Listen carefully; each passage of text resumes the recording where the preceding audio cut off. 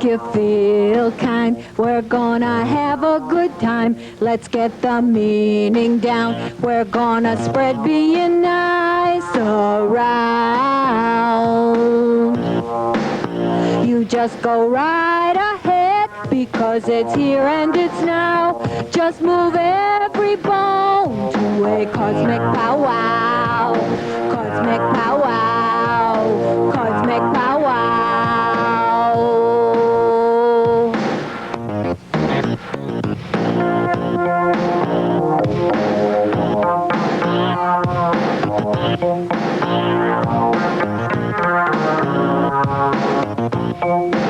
Hello, hello, hello. Thank you to everyone out there in Cambridge and Boston, Massachusetts for joining us this evening on Toward a Quality of Life.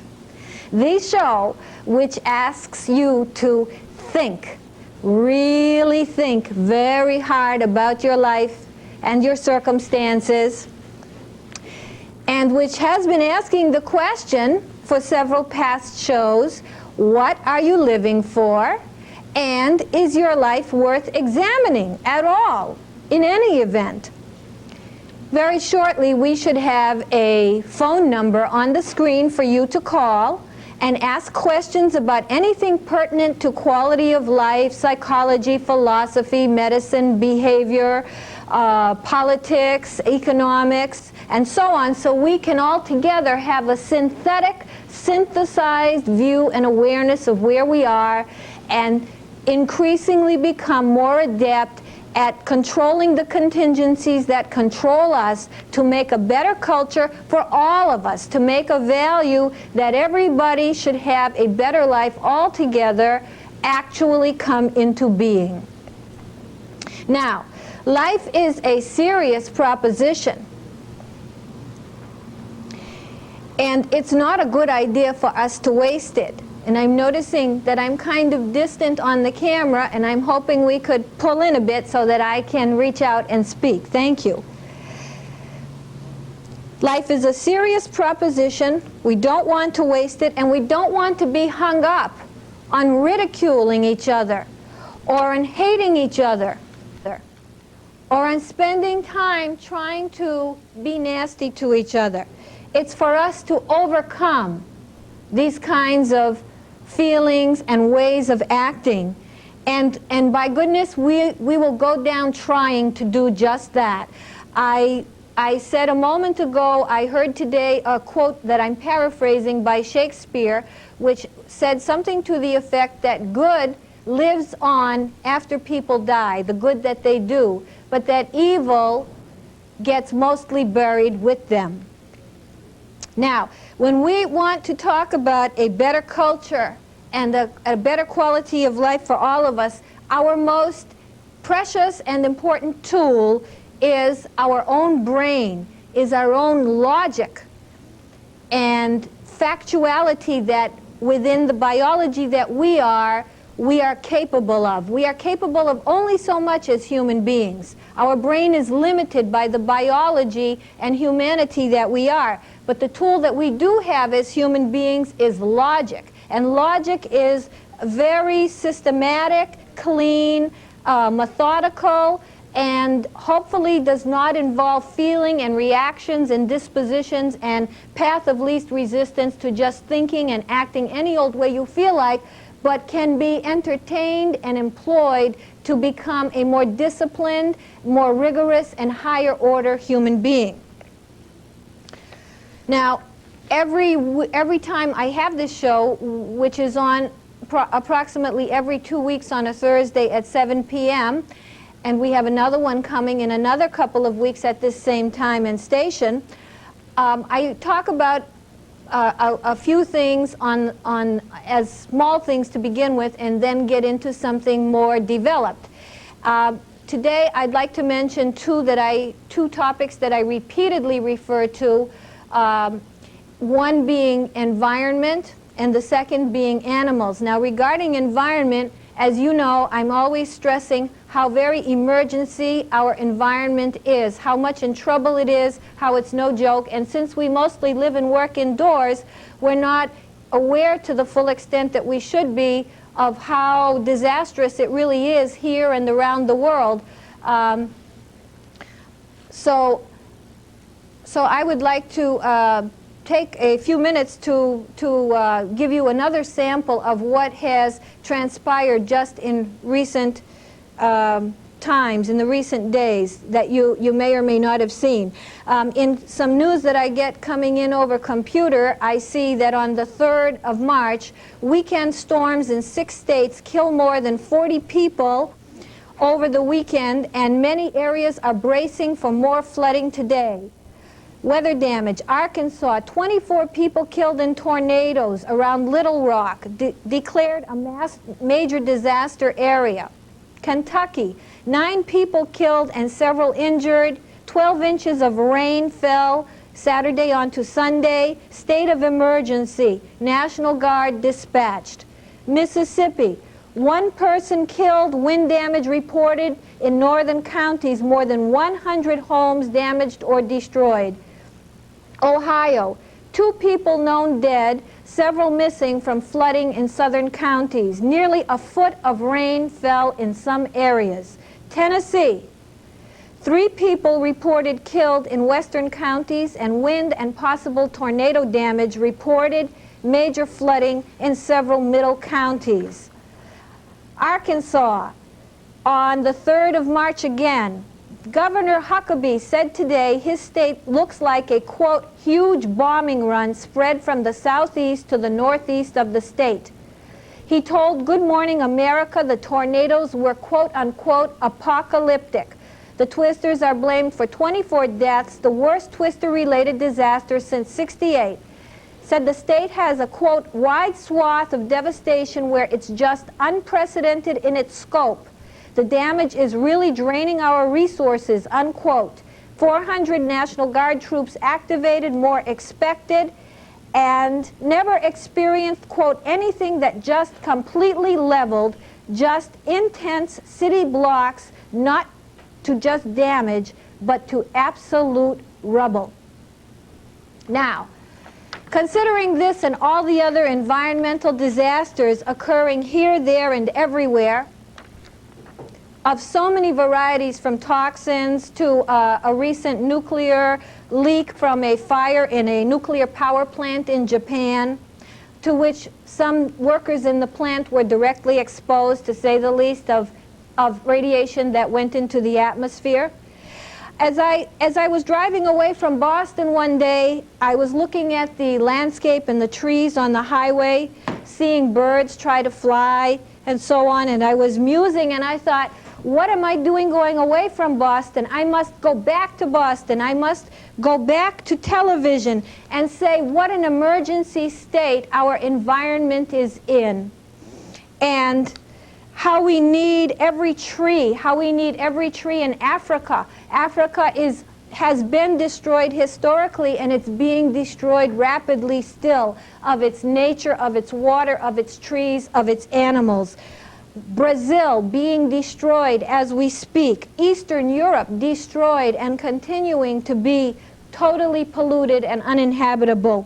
This is a crisis. Thailand and Cambodia being stripped naked of all the trees they have for lumber to be sold in other countries.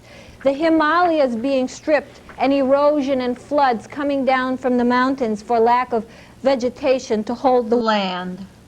We are in an emergency. A person speaking on from the federal, who previously was head or a top-ranking official in the federal disaster payout system to counties and states that have emergencies, was recently saying that the amount that's being paid out in the last 5 and 10 years, especially the last 5, is so huge they don't know what they're going to do. It's already busting the budget. That is another indicator of how bad this irregular and unsound environment, from what we're doing to it, from the gases we're emitting, the toxins we're emitting, the radiation that's in the atmosphere, the submarines emitting, the development over areas that control the natural flow of temperature and wind and rain and earth atmospheric changes. All this is having its profound cataclysmic effect. Now, another thing you would notice about the air, consider, and about the atmosphere and the environment. I remember flying airplanes, say, 30 years ago, 25 years ago. Though flying very many times in all kinds of weather, one would rarely experience turbulence. One would rarely experience even a slight ripple. In fact, it was an enjoyable and comforting ripple if there were one. And that's how flights went. Of course, the airports were fine, lovely places to be in. They were comfortable, they were relaxed. Nothing was so rushed like it is today. Now consider how often if one flies, one will experience turbulence, one will experience rough weather, to the extent that people are getting injured. They're getting hit in the head. Their head is hitting the wall. Nosebleeds, fractures from the kind of turbulence. At least one, maybe more planes have come down by sudden winds that have yet to be determined how they have occurred, taking the plane and just bringing it nose down into the ground. These are relatively new phenomena. These are environmental emergencies. Now, regarding the animals, you know about cloning, I'm sure, from having listened to the news. You've heard about the sheep being cloned, and in this regard, in the past several days, there were frequent video shots of two monkeys clinging to each other, one of whom or both had been cloned.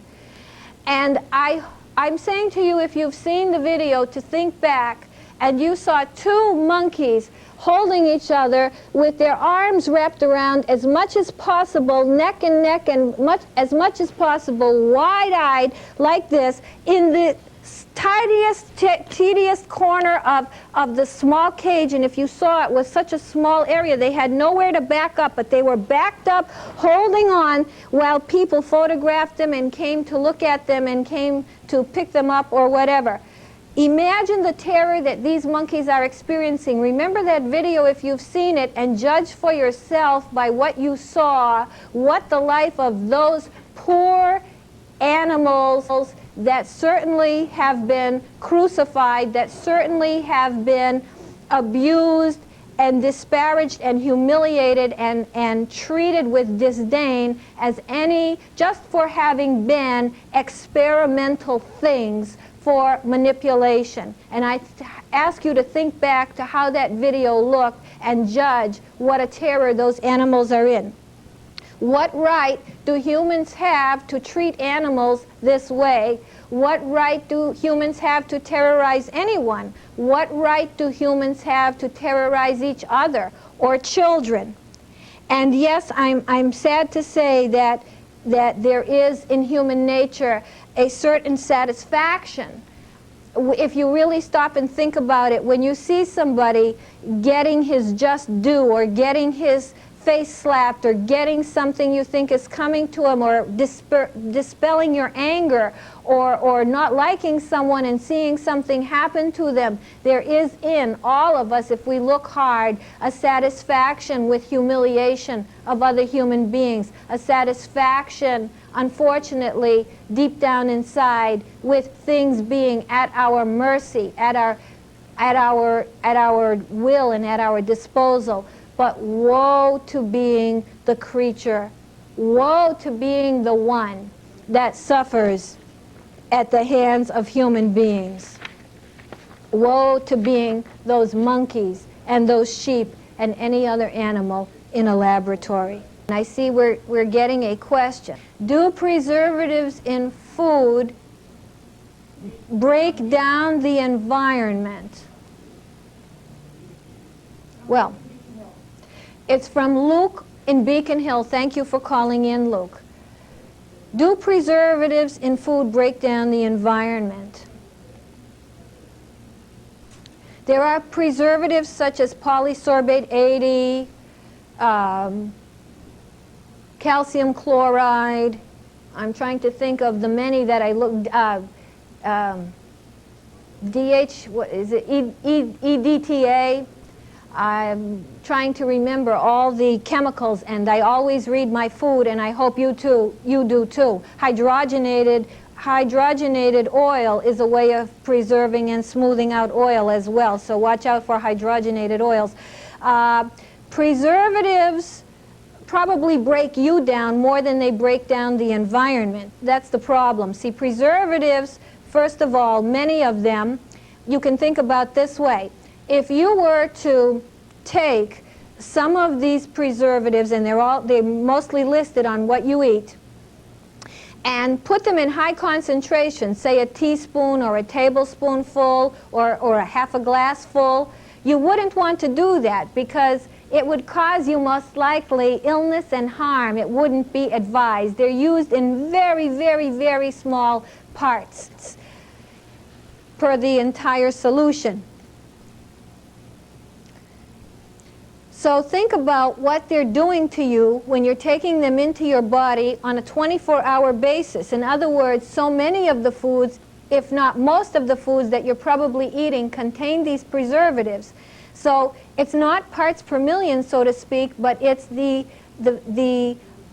preservatives being ingested over and over again and at younger and younger ages. As we know, children now being born, for the most part, will be ingesting preservatives at an early age. I saw that Gerber's has changed to a no preservative baby food that they're advertising. But however, our small children are eating preservatives from a very young age, if not from right away. And plus, the metals that are on the glass jars and of which cans are made, and the plastics, all of these are having an effect on the body too. So the plastics, the metals of the can interchanging with the food, the toxins, the pesticides, the sprays that are put on them before they even get to the preservative stage, the growth hormones, the colorings, the texture enhancers, whatever, all of these chemicals besides preservatives are in there. If you'll notice, fruit, for example, may be too unripe to eat when you buy it. It might even look pretty, but you go to taste it and you can't imagine how could you eat this, and you'll notice it doesn't digest very well. And then what happens? You turn around, because you'll wait for it to ripen, you turn around, you find out it's gone rotten with nothing in between. These are the chemical imbalances of fruits and vegetables that have been altered by these additives, these chemicals being added. And genetic engineering. So preservatives, more than to the environment inside your mind and inside your body. Things like this are, and the metal aluminum, which is not a preservative per se, but we use aluminum a lot in and around food as well as for cooking food on, has at one time been implicated in Alzheimer's disease, as a side thought. So we mentioned the last time we had the show there's many words for environment, some of them being environment as I first spoke about the nature and the problems we are having with the weather and the way it will all naturally go its course, but it won't be natural according to what's good for us and what we're used to, and nor for growing food. And then we have our psychological environments, like the room you're in and the show you're listening to and what happened to you today. And then we have internal environments. Your body inside is an environment. So when you're sticking preservatives into it, you're not doing it anything good. And you would not take preservatives in any large quantities. But by the time you add them all up, and by the time you add all the other toxins, the toxins in the air you're breathing, the ethers from plastics, and any number of maybe over-the-counter medications that you take or others, and you keep on adding so many things into the environment of your body, it is for you to consider, how this is affecting you. And, the unfortunate thing is it costs more a lot to eat wholesome food that hasn't been adulterated, and that's going to be pretty hard to get as time goes on because there's getting to be no farmland. I read a story about a farmer in Vermont who lost all his organic farmland when some runoff from a chemical operation came into his land. Excuse me, I'm being asked something. Oh, am I hearing it over the air, or will you be writing it? Okay, what is it? What's the question? Stephanie on Beacon Hill, what do I think about training pets? I think it's a wonderful idea. I don't think we should put them on a regimen of making them into some sort of super obedient or super trained, but pets love to relate and engage and cooperate with you, and if you do it in a kindly and loving and relating fashion, it's a great experience for both of you. You know, just like children, pets don't, I don't want to speak for pets and pretend to be inside their environment, but when you see misbehaved pets that don't walk on the leash correctly or chew everything in the house, of course when they're young they may need to do that, but when they do it out of frustration, or when they just jump and you don't want them to already, or they continue to sniff food at the table and you don't want them to, they really don't want to behave that way, so to speak. In other words, everybody, the pet included, is happier when there's a system of guidance and there's a system of training. And that's done the same way it's done with human beings. It's done with loving attention.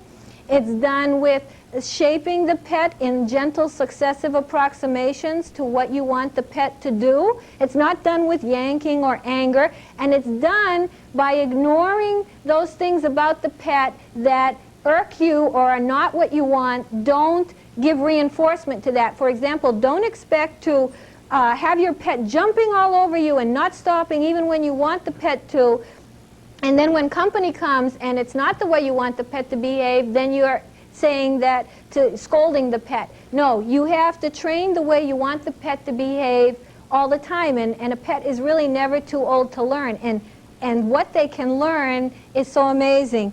A person who produces a show here called Company's Coming had a show play last night of a person cooking food. It's about cooking food, and the person happened to have a very small dog, and the dog was so sweet, and Jerry Relia, who's the producer, put his camera on the dog in the kitchen, and the dog was just looking, wondering, you could see, what are you doing, watching, involved. And then when the person came to eat at the table, he did not immediately cater to the dog, but he had some food, and he knew the dog was there. The dog was part of the environment. And he took some of his pasta, and he held it like this, and the dog stood up, and he twirled around like in a ballerina dance, and then he got the food. And he loved to do it. It was no problem to him.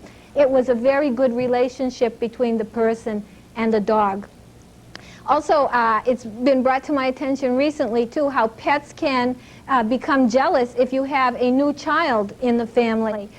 So, believe it or not, you know, animals are not to be treated sometimes like they do exist, sometimes like they don't exist. And another unfortunate thing is if they have to stay home all day, they need so if you're going to have a pet, think about that. If the pet is going to be a bigger dog or whatever, they can get lonely if you're going to be aware they're just put in kennels or they're shuttled around.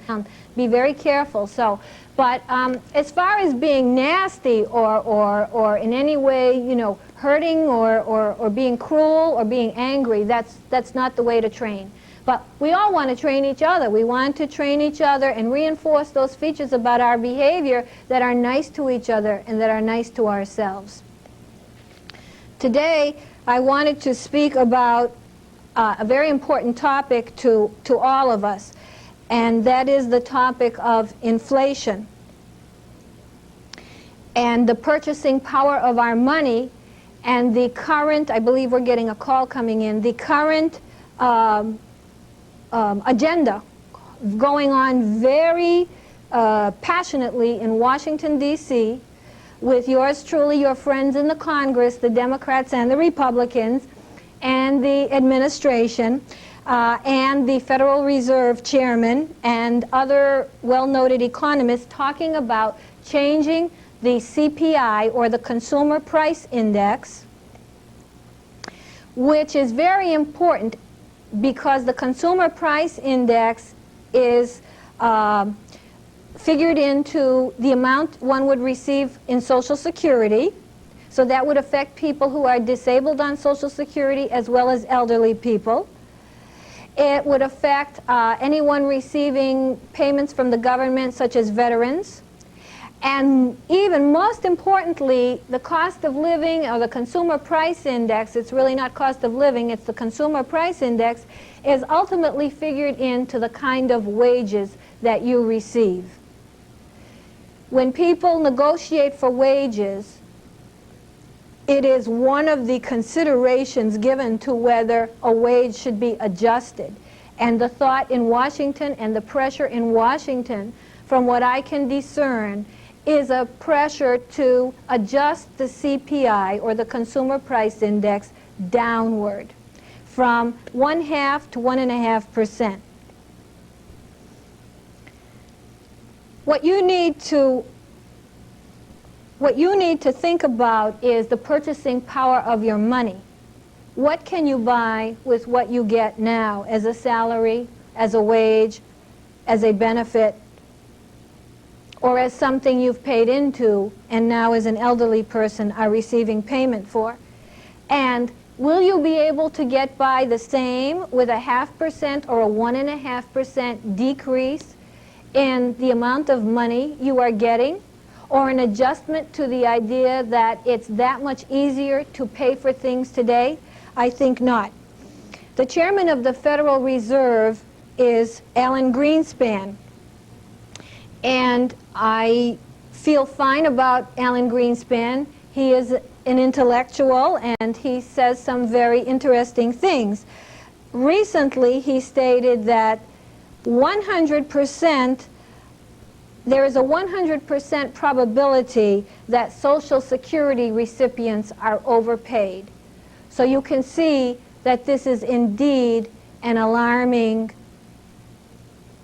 situation to be attuned to. And I see we're getting a call, so I'm going to stop for the call. From John in Back Bay. Hello, John. Thank you. Should more fathers stay home with their children? Should, and this is a very, this is not said easily. Should more people stay home with their children? Fathers or otherwise. Now, if you mean should fathers get more involved in the primary care of their children, why not? Isn't it a beautiful thing, and I've seen it, to see a father walking peaceably, harmonically, harmoniously with a child in not that caretaker fashion, but in that fashion like two pals getting along, the child's behaving well, no words are passed regarding corrective action. I've seen it. It's a beautiful thing. Why not? More so than that, why not anyone stay home with the children? Our poor children, our poor defenseless children. I can't imagine what they do.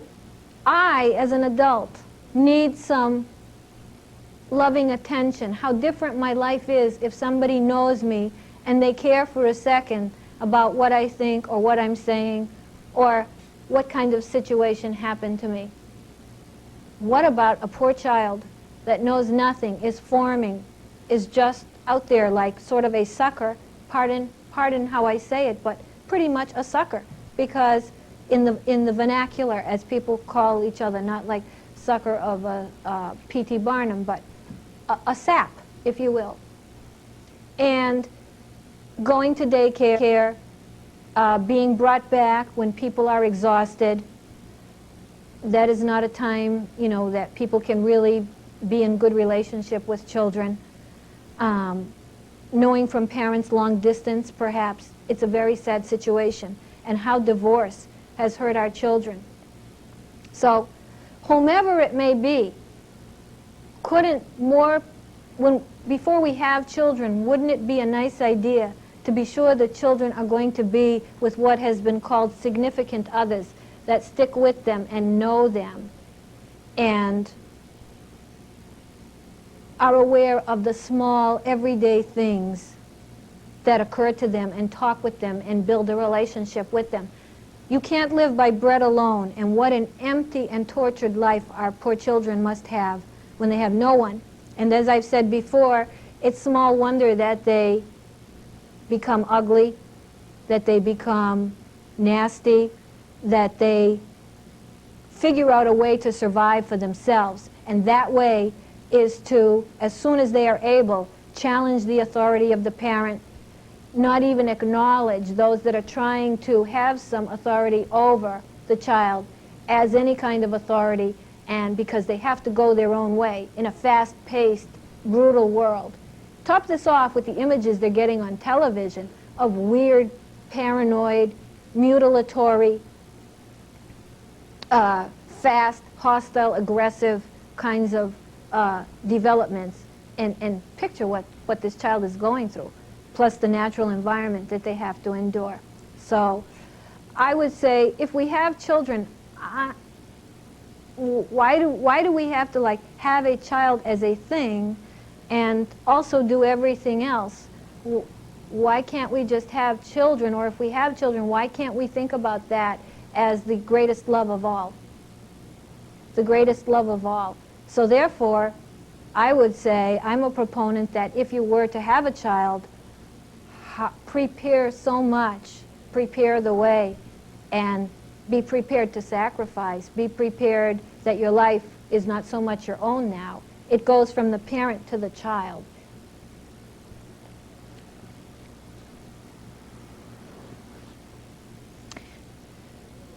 Returning to the cost of living and Alan Greenspan talking about recipients of Social Security being overpaid, we see that it is a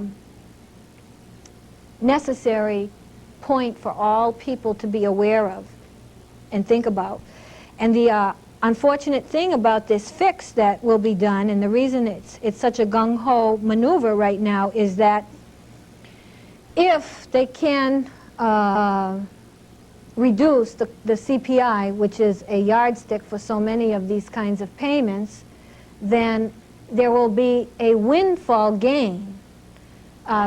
For one, to some people who hold instruments that are adjusted, such as financial instruments, people who are creditors could get a windfall gain. Creditors would get a windfall gain by having the CPI be less than it is, because it's the inflationary threat that they're always so worried about. Also, regarding the budget, if the CPI could go down, then the money that would stay in the Treasury would be so much more than it is now. We have another call. Mickey in Charlestown. Please comment on the state of common courtesy. Well, Mickey, not so fine. To paraphrase a song, right? Well, Mickey, not so fine. But just because courtesy is practically non-existent, at least in the public circles that I travel in, doesn't mean that we can fix it by saying that. People are stressed. People are angry. The 90s is the decade for anger to come out of the closet. The 80s was for the greed to reign supreme, and for people who didn't have theirs to be ignored, to be devalued even more than they already are. The 70s was an era between the 60s and 80s. Perhaps it was for something, but it can't come to my mind right now. And the 60s, of course, was the era of great expansion. No, it was not the era of great drug taking and obscene hippies. Much more broadly than that, it was an era of a significant part of the population having the economic liberty, no matter where they stood, because things were not in an inflationary spiral at that time, and it was easier to get by and do things no matter where you were on the so-called totem pole.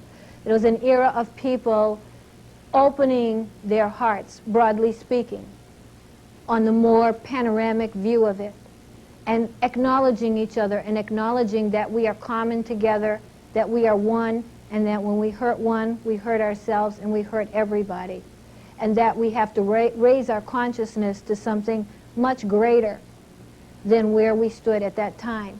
Since 30 years ago, we've kind of reversed course, especially through the 80s. And now we're in a mode of anger anger that everybody wants what's due them. And one day while I was driving as well, thinking about the environment, I also thought across the country, I thought, think of how many people are waiting to be heard. How many people who are metaphorically or figuratively banging at the ceiling. As we have, I'm in one moment. So we have another question, so I will finish on this briefly. Courtesy is out the window, but it's easier said than done to ameliorate that. It's a much bigger issue. And I hope I can get to address it. I will take this question now. Tim in the South End, thank you for calling. Thank you to all our callers. Is there too much government control over people's individual money? Well, taxes.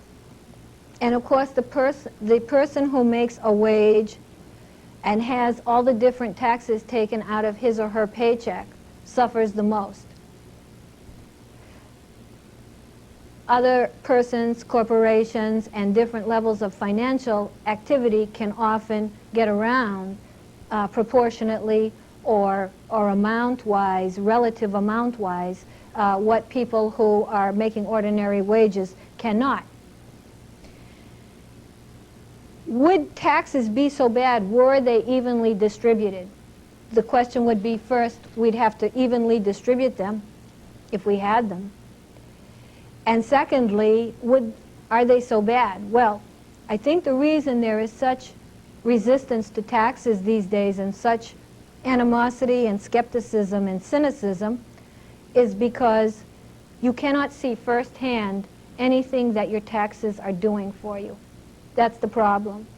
People are paying, but outside of Social Security and some other things that we might mention, we are not seeing any tangible difference in our everyday lives. We are seeing benefits to people who are at relatively high levels of financial enterprise, such as Fidelity, which got a benefit, I believe, to not leave the state of Massachusetts, a kind of tax benefit a year or so ago, I believe that went through, and then they left to Rhode Island apparently anyway. So those kinds of benefits may be out there, and I don't want to entertain whether we should be giving anyone benefits, but the benefits we're giving are going so much for what have been called special interests and so on. And the ordinary person that's seeing the paycheck just depleted by taxes isn't seeing beautiful park, a new roadway, nice open spaces, a better quality of life, fantastic schools. And I know money's not the answer to schools either. That's another subject. So the problem with us paying is we're not getting anything, and because of the times, or we feel we're not getting anything, and because of the times that we're living in, the quality of life is going downhill. And we add that all up implicitly, and we say, I'm paying and paying, and everything's getting harder, I'm working harder, I'm more stressed, the traffic lines are longer, the bridge is less stable, the beams are rotting, the water's dirty, my water bill's going up. So the quality of life is deteriorating all around, and yet we're having to pay. So the only way we can get through this, and again, there are ways, and it's what we try to talk about slowly but surely on this show. There can be no massive, instant way, but we have to start thinking about redesigning cultures, engineering cultures, redesigning how we structure our daily existence, from the habits and schedules that we have to the structures that we build, to the lifestyles that we make for ourselves, to the systems we live under, from family to group. We've got to be talking about these things. We've got to rearrange. We cannot go like lemmings continually into more carbon monoxide and into unending taxes and deteriorating quality of life.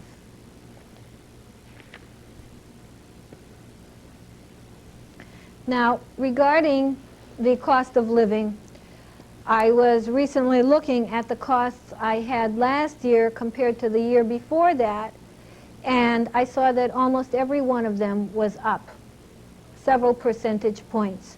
So my experience is that the cost of living is up, that the purchasing power of my same dollar is not the same, that a $10 bill and a $20 bill goes faster all the time. There was one period a while ago, quite some time ago, when you noticed the real acceleration, but it still is the case. If you go to the grocery store or a furniture store or whatever, and you go pound for pound with what you want to consume or buy, you will notice that it takes a little more money, or that money that you have isn't going as far. Now, you know, another thing you'll notice too in the grocery stores, besides that prices have gone up and continue to go up. Now, I don't know if cereal prices went down. Remember when the cereal company said they were going to lower prices? You could check that out and see how low cereal prices have become. But one of the ways that people are getting more money, besides trying to charge you, say, more money for the same amount or the same kind of thing, is by increasing the volume that they're so-called offering to you, but making you pay, say, double the amount, get some discount off what would be double the amount, but making you have to buy it in that volume. So it would be something like this. I noticed Ben & Jerry's had a sale on their ice cream. It was 2 quarts for $5, but they didn't want to give you a discount on 1 quart. They want you to buy 2 quarts. So it's like this. If there are so many ounces of ice cream in a quart, and they can make so many nickels or dimes or pennies on an ounce, they can make more by having you buy more ounces. So you'll see that the trend is getting you to buy more and literally give over more dollars, because by volume, the net result per ounce is more to the person selling you that. Yes, we have a telephone call. Candy from South Boston. What do I think of gay marriages? Oh, that's a very tough question. That's a very tough question. I really haven't formed, I really wouldn't have a position on that. As far as discrimination, I do know that we would not want to have discrimination to anyone on the basis of what would be a sexual orientation. Now, another thing, getting you, regarding inflation, getting you to buy more volume and thereby pulling more money out of the sale per ounce or per part of what's being sold to you. When people are figuring out the cost of living, they're thinking that you could, for example, substitute a cheaper meat for what you had previously had because it's now more expensive, and that's okay. That can still count as a lower cost of living. Well, it can't. If you have to go to pork because pork is cheaper than beef, or you have to go to hamburger because steak is too expensive, and that's figured in as you're just using another meat, no, it's not. The cost of living to you is going up, and your standard is changing. Another thing is the quality of what you're getting for what you pay for. Generally speaking, you are not getting the same quality for what your dollar is paying for. Think of kitchen cabinets, think of linoleum, think of clothes, think of appliances, a TV remote, a keyboard. Are you getting the same quality? In some instances, perhaps, but generally speaking, quality that you're paying for, new ways to give you less, new ways to give it to you cheaper, new ways where it's not built to last. That has been a philosophy in our industry anyway, the planned obsolescence idea, so that you have to keep rebuying. Oh, how about the concept of ink cartridges for a computer printer, or anything that keeps reusing something instead of you having it, or a battery for a watch instead of having it run on its own as watches used to do. Maybe the thing is not so expensive, although it has been going up, so that's not entirely true, but you've got to keep buying. The plan is that it's made so that you keep having to buy. An ink cartridge for a computer printer is $29 or something for the one that I'm familiar with. For a little plastic bottle of ink, $29. And if you print a lot, you are using one frequently. So there's that aspect of what is your money buying as well. How many times do you have to buy it to use it?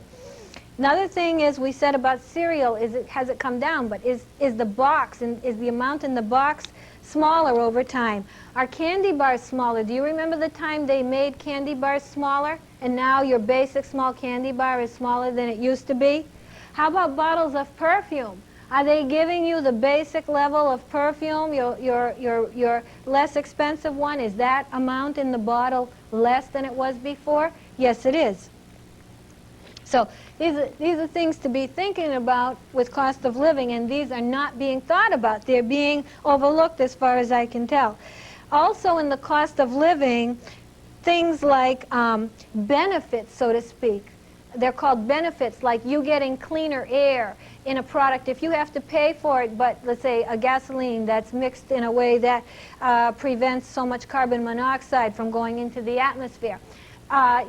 You're being, or insulation for your home that may not be asbestos. It's being said, well, it's more healthy for you, or we don't even know if the new stuff is more healthy for you. Just because you have cleaner air, should you be paying more? Cleaner air should not be a benefit considered into the cost of what you're paying. It doesn't belong there whatsoever. When you need gas for your car, you need gas for your car. And when you need insulation for your house, you need insulation or cabinets. That's what you need.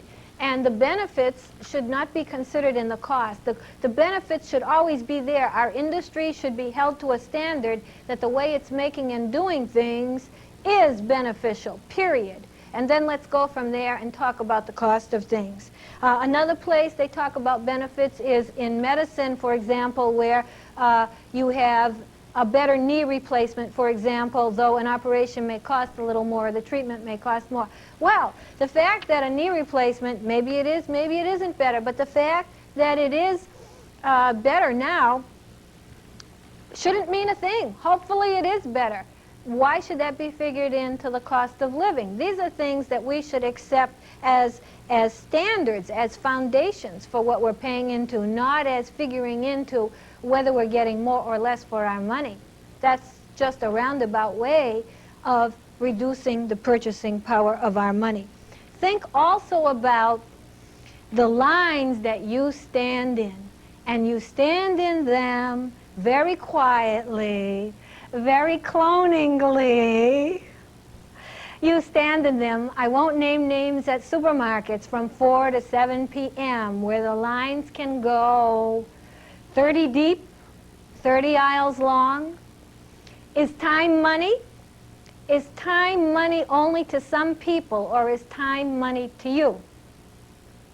And there you stand, exhausted from a day's work, waiting in that long line, losing an hour, up to an hour and a half, or waiting in traffic.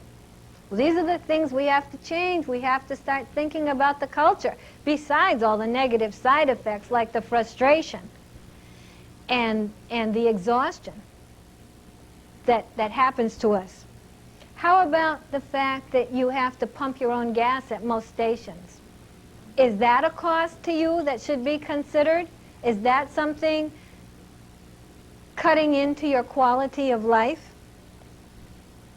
How about when it's really cold outside? We have a phone call. Great, thank you. Richard in South Boston, what are your views on hunting? Oh. What are my views on hunting? Well, I do believe people need protein if they're going to live a fast-paced life.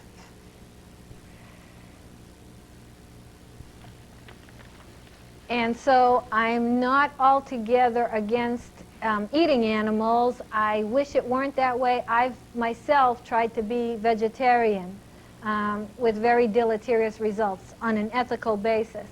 I do believe in letting animals run free, in having them, just naturally loll about. rather than being farmed, packed together in factories as they are and coming down assembly lines to be slaughtered. I'm definitely not favorable to that, being packed into trucks and so on, and being yanked into machines that constrain them, and veal being kept in the small containers. If a person were living in Vermont or any area in the wild and really shot meat or animals to live and survive, I couldn't quarrel with that. However, I know people really want to hunt. It's in us to hunt. It's especially in males to hunt. It's something that people are quite driven to do. So it's a difficult thing to try to talk about because people may feel about hunting like they do about reproducing. They just may feel an unconscious, innate kind of passion to do it. But I would hope that people wouldn't hunt would be my preferred idea. Especially, the animals really don't have the room, no matter what people say about acres put aside. Animals don't have the room to run freely like they did in the past. They don't have the territory.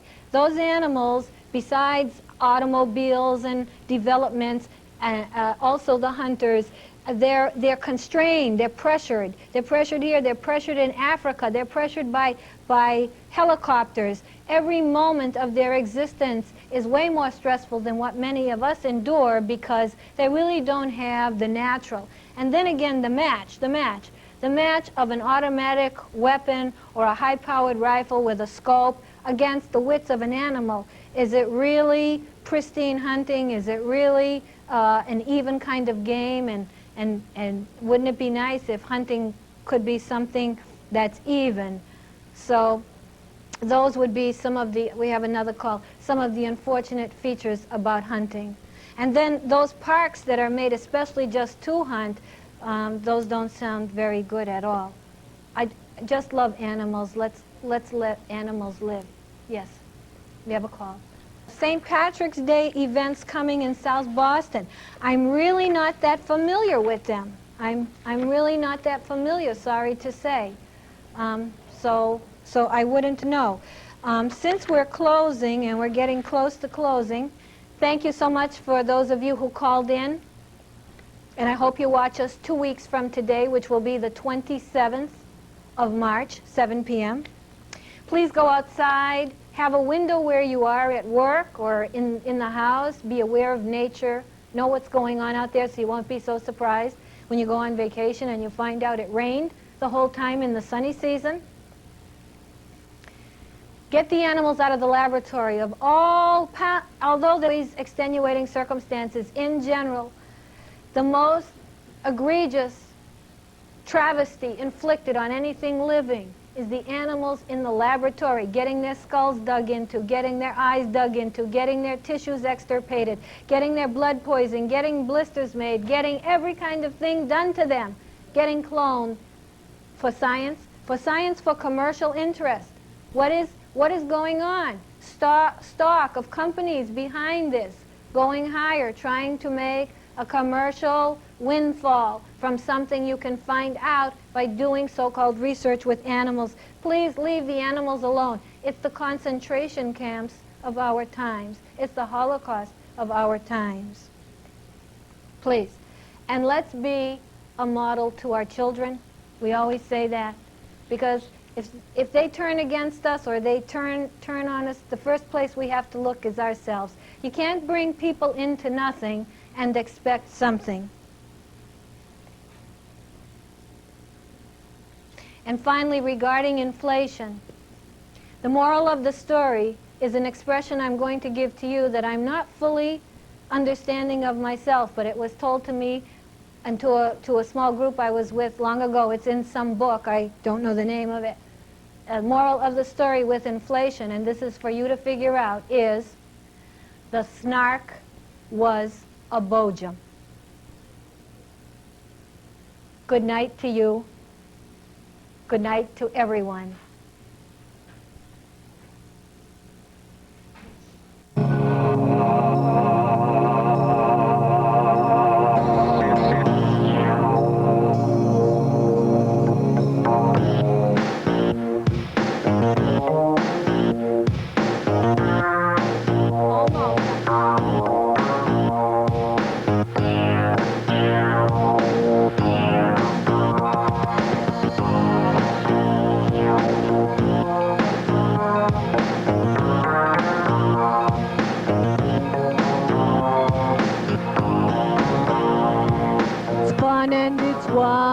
It's a cosmic powwow, cosmic powwow, cosmic powwow, cosmic powwow.